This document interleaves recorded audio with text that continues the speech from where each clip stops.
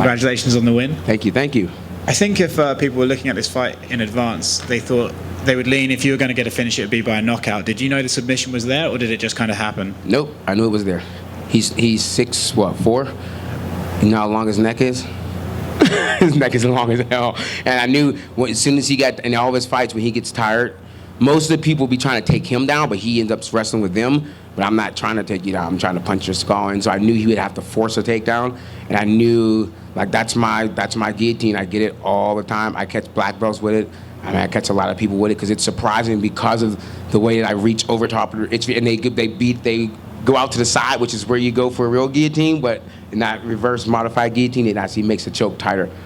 Yeah, because when it started off, it was almost like a kickboxing Muay Thai fight. You're just right. back and forth. In your head, then, do you think all I have to do is wait until the third round and you're going to get tired and then I can catch? Once he stayed on my back and he couldn't sub me, and I rolled over inside his legs, that's what let me know his legs were already tired. And I'm like, okay, he's going to have to shoot. And he's freaking 6 foot tall. So in order for him to get to my hips, he's going to have to close about 4 feet level down. And he was doing it lazily, and I was elbowing him. He didn't like it, and I knew he was going to give me. I kind of went for a choke at the end of the second round, and no lie, he almost had me in a Von Flue choke because that shit was tight. I was like, oh, because my man Chris Dempsey was screaming at me. He goes, let go of the guillotine when the person's passing over. And I was like, I'm going to hold on to this shit. I'm going to roll him over. And his big-ass long legs did not roll over. And I was sitting there, I heard my corner say, I could have sworn it said 10 seconds, but I guess they said 30 seconds. And I looked up, and I was like, oh, my God. And I could feel it getting tight, so I had to, like, really squirm and, like, kind of give up the mount position for him to get out of it. But, yeah, so. Yeah. I mean, how close was it? Like, really close? Or? Nah, when it starts getting really close, I might bite you. Okay, well. 1 point, Mr. Worthy. Don't 1 point. You know? You were training for Michael Johnson for this fight. What's the switch up like? Well, actually, I wasn't training for Michael Johnson. I only trained for Michael Johnson for 1 week. I was training for Edelman Azatar. That was my original opponent for the April card. Then he got canceled 10 days out or 2 weeks out, and they asked me Michael Johnson. I said, yeah. So, like, I really, like, him and Michael Johnson were both southpaws. Like I said, my main training partner, shout out to John Diaz-Sous, he's a southpaw. Him, my man Nick Brown, and Big Ethan, and a couple other guys, and Richie Catalina, they came down, helped me get some southpaw work in. I really didn't have much time to prepare for it, but because my main training partner is a southpaw, and he's a slick, fast southpaw, Dana White, get at him. Him and Nick Brown, seriously, like I don't know what's up, man. Like my man Nick Brown's 9-1, and he like 8 finishes. John's on a 5-fight win streak. I think he's like 12-6 or 7 or something. They both should be in the UFC, so hopefully this gives a little bit more attention to a small town Pittsburgh boys. Congrats on the win, man. Thank you. Khama, 2-0 in the UFC, both times heavy underdogs. What's your message to all the odds makers? Money!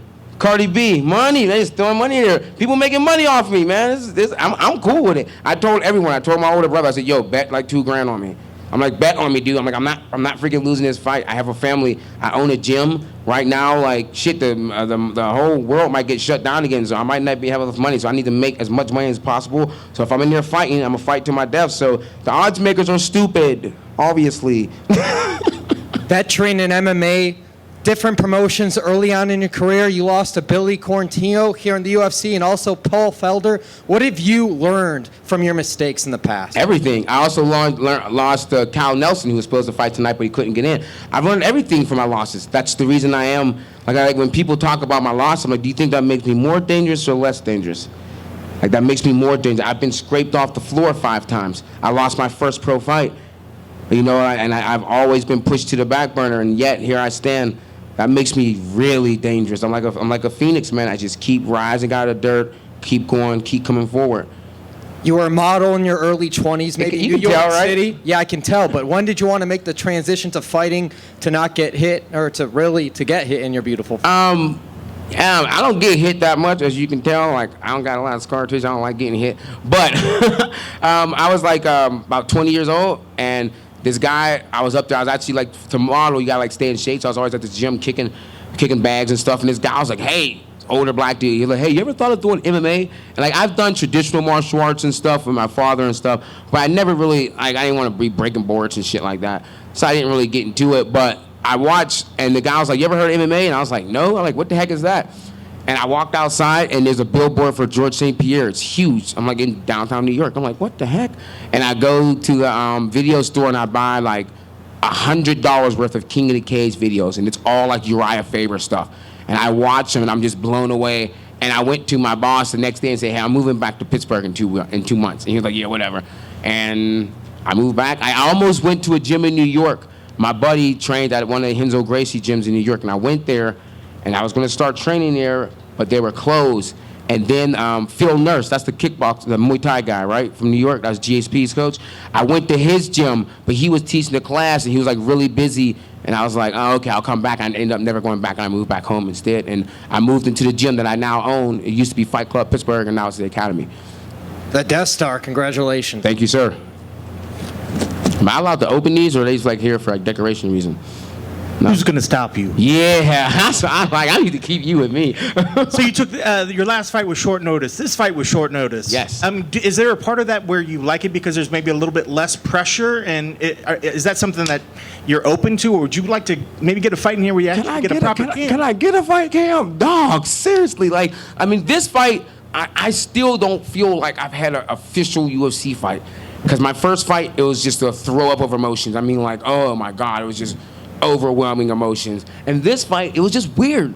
Like, just not without the crowd and stuff. Like I came in kind of flat. I told me and my coaches talked. We're like, oh, we should have pushed a little bit more in the back because I wasn't quite sweaty when I walked in there. And I came out kind of flat. And as the fight started to go, like I've had more alertness and worried about where I'm at when I'm sparring with my training partners. You know what I mean? It was just weird. Like once I noticed he couldn't touch me with his knee, I knew he didn't really have any other weapons besides his grappling. I'm like, okay, if he gets to my back, just don't let him choke me. I can roll him over. So my danger, I was never really afraid of anything. He hit me a couple of times, but believe me, like I said, my teammates, I have a little brother. He tries to kill me every time he spars me. So my teammates be trying to kill me. So it wasn't really anything I had never seen before. Do you think that's just a symptom of just this sort of setup with the lack of crowd? Do you think fighters will get used to it, and maybe just yourself, that going in there and fighting in this environment again, you'll be able to get a quicker start the next time around? Oh, I mean, like I'm cool with it. Like, I mean, because I didn't get nervous. Like normally before every fight, like people always ask me, how do you feel? I feel like I'm gonna pass out as I walk up to the cage. Like if you were to tell me you can go to sleep and everyone would still love you, I'd just follow, just be gone. Like I feel like that for all of my local fights. Like my last local fight in Pittsburgh was a title defense. It was against Adam Moore, and I was super nervous. I mean, I thought I was gonna throw up in my mouth. I was super nervous.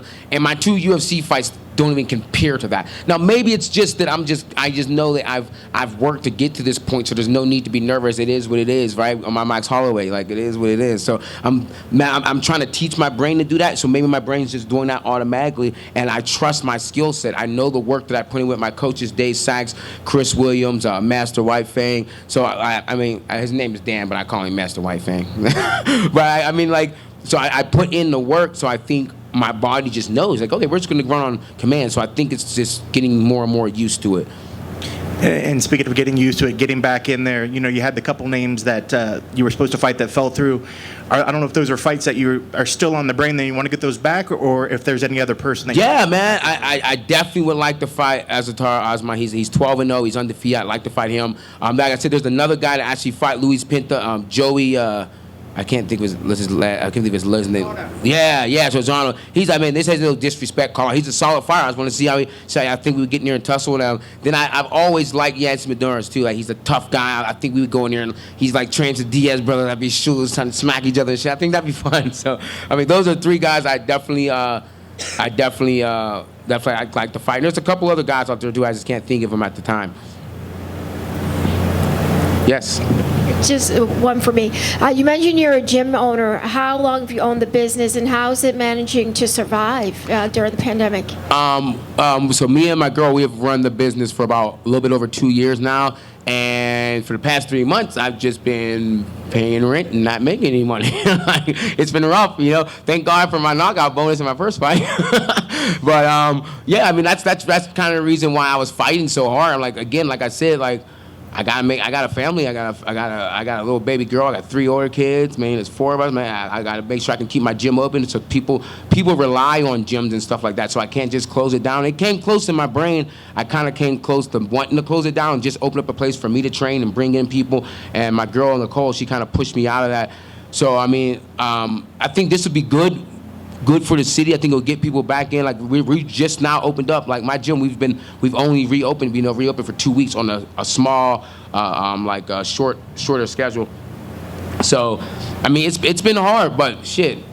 It's been a lot of people get a lot worse than I've got. So I can't sit here and complain because I can't get my gym open or stuff like that. Meanwhile, I'm sitting here fighting for like mad money. So I'm not going to complain. A lot of people the world is struggling a lot right now. So I'm not going to sit here and like feel bad for myself. I'm just happy that the UFC and Dana White were able to do this and help us to support our families and stuff like that, and help you guys to keep working and everyone to keep working. Right? So this is boosting everyone. So yeah, I want to keep going. Like I said, I turned 34 in October. That's old. In fighter years, that's old, man. I used to play basketball and shit, so my body hates me right about now. So I want to keep racking out fights, keep getting in wins. Like, you know, like I told people, I'm not necessarily pushing to be a world champion. I know that usually takes about 4 to 5 years worth of time. Like, I want to be able to talk with my kids and stuff when I'm older. But I do want to get in here and make some fights that people never forget, man. I want some Robbie Lawler versus Roy McDonald type fights. I want blood, guts, and ass all over the place. And I want to keep pushing those. I want to keep doing them. And yeah, y'all gotta tell me to shut up sometimes.